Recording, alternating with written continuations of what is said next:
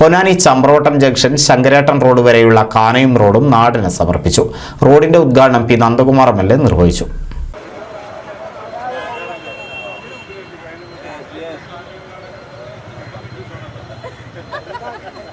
നിർദ്ദിഷ്ട നാഷണൽ ഹൈവേയുടെ വരവോടെ തെയ്യങ്ങാട്, പാക്കത്തുപറമ്പ്, പുളിക്കക്കടവ് പ്രദേശത്തുള്ളവരുടെ ചമ്പ്രോട്ടം ജംഗ്ഷനിലേക്കുള്ള യാത്രാ ദുരിതത്തിന് പരിഹാരമായാണ് റോഡ് തുറന്നുകൊടുത്തത്.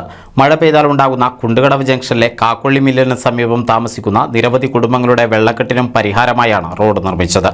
ശങ്കരേട്ടൻ റോഡിൽ നിന്നും ചമ്പ്രോട്ടം ജംഗ്ഷനിലേക്കുള്ള സമാന്തര പാതയായി നിർമ്മിച്ച റോഡിന്റെയും നീലംതോടിലേക്കുള്ള കാനയുടെയും നിർമ്മാണമാണ് പൂർത്തിയാക്കി നാടിന് സമർപ്പിച്ചത്. മുൻ സ്പീക്കർ പി ശ്രീരാമകൃഷ്ണന്റെ ആസ്തി വികസന ഫണ്ടിൽ നിന്നും 30 ലക്ഷം രൂപ ചെലവഴിച്ച് നിർമ്മിച്ച റോഡിന്റെയും കാനയുടെയും ഉദ്ഘാടനം പി നന്ദകുമാർ എം.എൽ.എ നിർവഹിച്ചു. ഗവൺമെൻറ്റിൻ്റെ ഫണ്ടിന് പുറമെ, ഗവൺമെൻറ് അനുവദിക്കുന്ന ബഡ്ജറ്റിന് പുറമെ പ്രാദേശികമായിട്ടുള്ള വികസന പ്രവർത്തനങ്ങൾ കണ്ടറിഞ്ഞുകൊണ്ട് ഏറ്റവും പ്രധാനപ്പെട്ട ഏത് വർക്കിന് കൊടുക്കണം എന്നതിനെ സംബന്ധിച്ച് ഒരു ഡിസ്ക്രിമിനേഷൻ തീരുമാനമെടുക്കാൻ എം.എൽ.എക്ക് വിട്ടുകൊടുത്തുകൊണ്ടാണ് ഈ ഫണ്ടിൻ്റെ അനുവാദം. അങ്ങനെ ഉപയോഗപ്പെടുത്തിക്കൊണ്ട് നമ്മുടെ മണ്ഡലത്തിനകത്ത് നിരവധി വർഷം നടന്നിട്ടുള്ളതിന് ശേഷം ഇപ്പോഴും നടന്നുകൊണ്ടിരിക്കുന്നുണ്ട്. അത് രാജ്യത്തെ ജനങ്ങളുടെ അവകാശമാണ്. എം.എൽ.എക്ക് സർക്കാരിൻ്റെയാണ് ഫണ്ട്, സർക്കാരിൻ്റെ ഫണ്ട് വിനിയോഗിക്കുന്നത് ജനാധിപത്യപരമായും നീതിപൂർവമായും കുറക്കണം. അത് എം.എൽ.എ കൊടുക്കുക എന്ന് മാത്രമേ ഉള്ളൂ. അപ്പോൾ ഗവൺമെൻറ്റിൻ്റെ കാഴ്ചപ്പാടാണ് ഈ രൂപത്തിലേക്കുള്ള ഒരു വികസനത്തിന് വേണ്ടത്.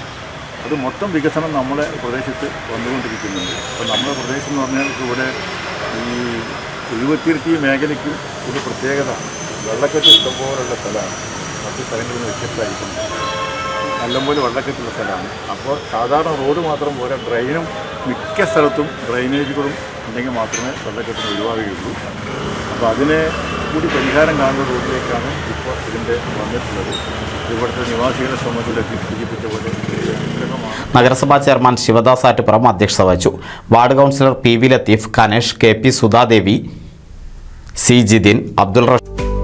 കേരളത്തിലെ number 1 broadband cable TV network കമ്പനിയായ കേരള വിഷൻ ഇന്ന് ഇന്ത്യയിലെ ആദ്യ 10 ബ്രോഡ്ബാൻഡ് കേബിൾ TV സേവനദാതാക്കളുടെ പട്ടികയിൽ ഇടം നേടിയിരിക്കുന്നു. വിഷൻ സക്സസ്, ആഘോഷിക്കാം ഈ അഭിമാന നേട്ടം.